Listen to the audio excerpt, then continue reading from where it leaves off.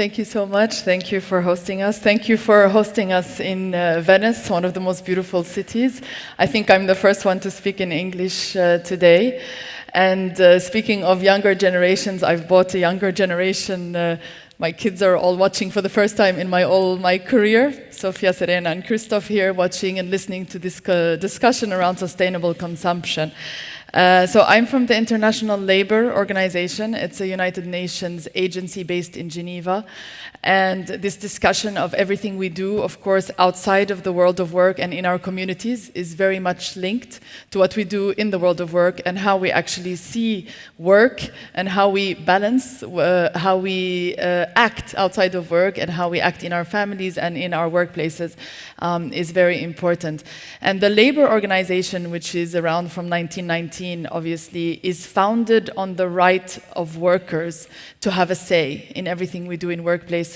And so social dialogue between unions, representatives of workers, but also representatives of employers. And we heard this morning that we're not only talking about big enterprises and multinationals, but we're talking about micro and small enterprises. And the International Labour Organization is present around the world. We have 187 member states. We have problems across the supply chain in all sectors. So we cover sectors from electronics to chemical sectors to big manufacturing sites, but also textile and footwear.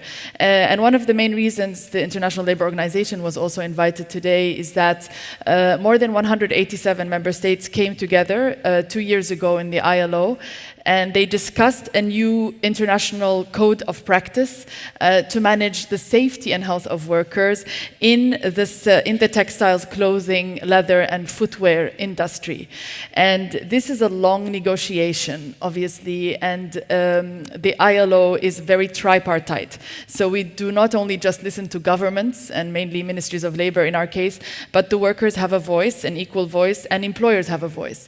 But because if we want to make changes at the workplace, we need to make sure we have the buy-in of the workers that will also need to comply with a lot of these changes, and managers and employers across the chain, and not just in what we produce, but also across the supply chain. So this is the core of the work of the ILO, in addition to setting global standards and norms that regulate the world of work, from wages, minimum wages, working time, maternity issues, gender issues. And when we talk about sustainability, we can't talk about sustainability without understanding all of these working conditions. And as you mentioned, understanding the social determinants of what makes our work successful and sustainable.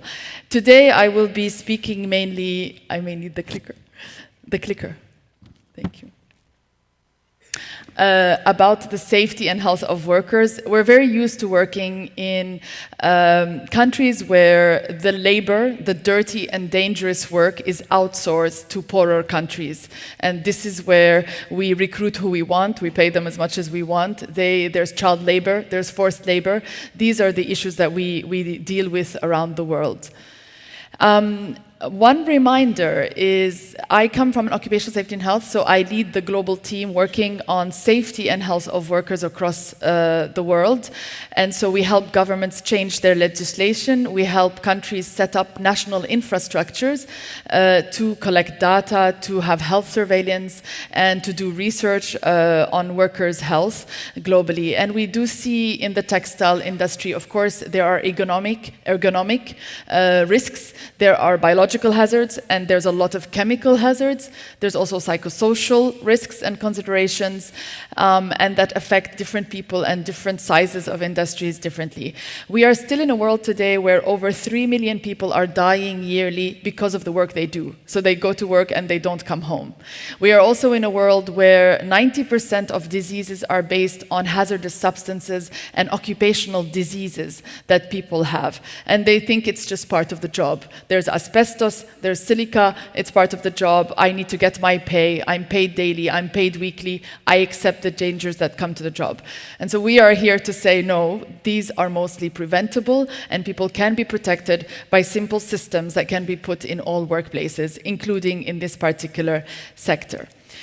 And especially chemicals industry, of course, we're talking about so many substances, and sometimes they're persistent pollutants, they're persistent chemicals in the dyes that we use, in the very hazardous chemical substances that we use while we are producing and processing leather and textile and footwear in many countries. So here you have in front of you some of the list of the biocides and the different, sometimes even pesticides, that are used in the production process, in the transport, and in the waste management of what comes out of our manufacturing companies, in addition to the dusts and fibers that are inhaled by the workers in these manufacturing companies.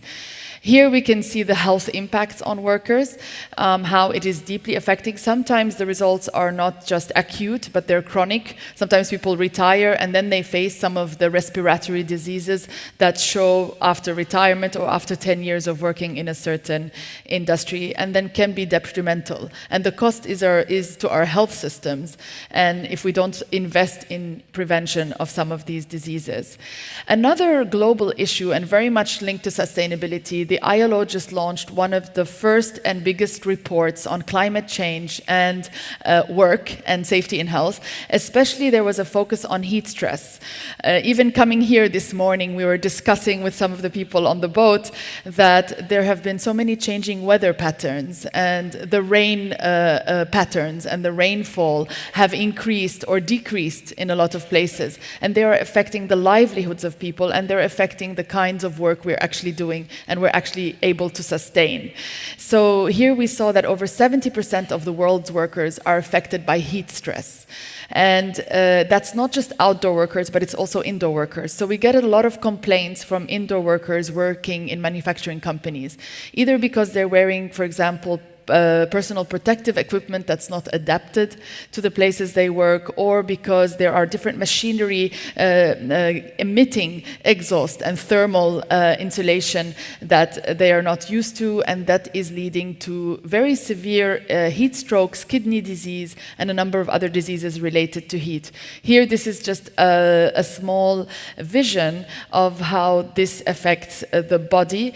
Some can be very serious, from heart stroke to cardiovascular diseases due to exposure to heat, indoor heat, and some could be related to other factors like UV radiation or chemicals in the workplace, that if it's coupled with increased heat and extreme heat plus hazardous chemicals, the absorption is much higher and the health impact is obviously much higher. And then there's a lot of increase in even injuries and physical injuries and accidents when people are working in these physically strenuous situations related to heat. And this is an example of how the ILO works. In having this global normative framework helps countries define their national legislation. And here you can see some examples and how countries define maximum temperatures at work. So if you're working indoor under low-level intensity work, medium intensity work, or high intensity work, the temperature maximum that you should be exposed to is different and very specific. These are some examples across different countries, and some are a lot in countries that actually have a big manufacturing for textile and leather across the world. One important thing that came out of the ILO, which is made of Italy, obviously, is one of the countries, and so many other countries were there, and they all adopted the new fundamental principle that makes safe and healthy work a fundamental principle right at work, meaning that there are two international conventions of the ILO that have become obligatory for all countries. So workers today in all countries have the right to claim this right, even if the national legislation has not been brought up to speed with certain safety and health measures. There is now an overall fundamental right that needs to be abided by countries globally. This is a small just overview, I know we don't have a lot of time today, of some of the conventions of the ILO. They're international standards that are binding for countries that have ratified them. And they cut across so many different risks, so many different sectors, and they help set measures and prevention measures around safety and health. The other area we work on in the ILO, and very much linked to this discussion, is the just transition. And I saw earlier this morning you spoke about a just fashion industry and transition. And the word and the term just transition was cornered by the United Nations Environmental Programme and by the International Labour Organization, as we cannot leave anyone behind. There's nothing called a just transition if we're not caring for all peoples in all levels, in all workplaces, to make sure that when we are proposing greener technologies, that they're not worse to our systems. When we will talk this afternoon about circular economy, that we are not recycling hazards, but making sure that we are protecting workers in the waste management and in the various. And when we're producing new technologies, we need to also weigh what are the pros and cons of these technologies. They can be greener, but they can have other aspects. This is the code I mentioned. Of course, you can find it online. I won't go into detail, but it really is a great guidance for employers globally, raising awareness about some of the core issues that are fundamental to protect our workplaces. And it specifies a lot on how we can manage chemical risks in the textile industry.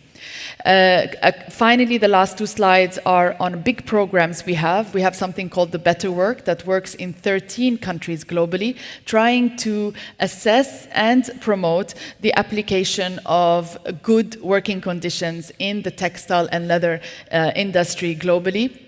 And they have lots of presence and lots of accomplishments to date. In addition to some projects, one of the most recent one, inspired by the recent Code of Practice, functions today in Bangladesh, Indonesia, Pakistan, and Vietnam, and trying to also improve working conditions in the textile industry. So these are really important initiatives, and we'd like to collaborate further and like to see how this can also speak to the fashion and luxury industry in Italy and in Europe as well. Thank you. Grazie mille dottoressa per il suo intervento.